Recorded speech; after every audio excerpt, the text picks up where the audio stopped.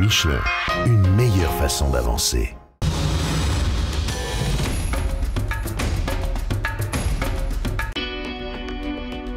Une longue étape ce jeudi au Chili entre Arica et Calama, 313 km de liaison pour encadrer les 454 km de spécial en deux parties.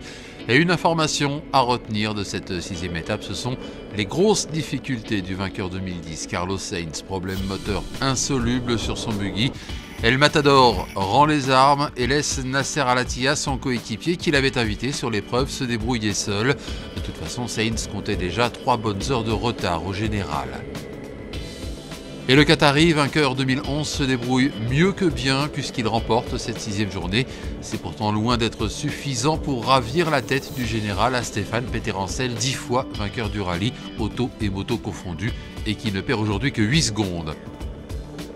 Derrière, Robbie Gordon continue de surprendre. Habitué des sketchs de début de rallye et des abandons prématurés, l'Américain et son Hummer arrivent 3e à Calama. Il doit regretter ce début d'épreuve calamiteux. C'est une lutte à couteau tiré entre Leonid Novitsky et Giniel Devilliers pour la 3e marche du podium provisoire. Et pour 2 minutes, le vainqueur de l'édition 2009 prend la 3e place du général devant Novitsky.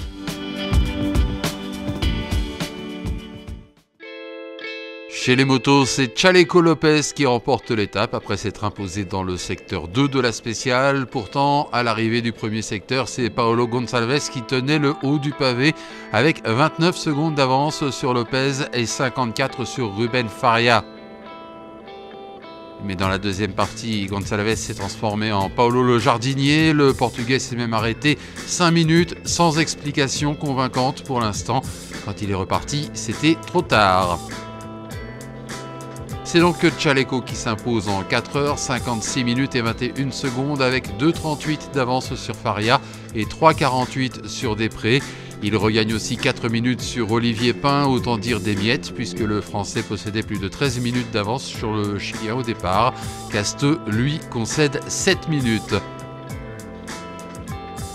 Très bonne nouvelle donc pour Olivier Pain qui repartira leader vendredi pour la 7e étape du Dakar, une première pour lui, même si la concurrence se rapproche.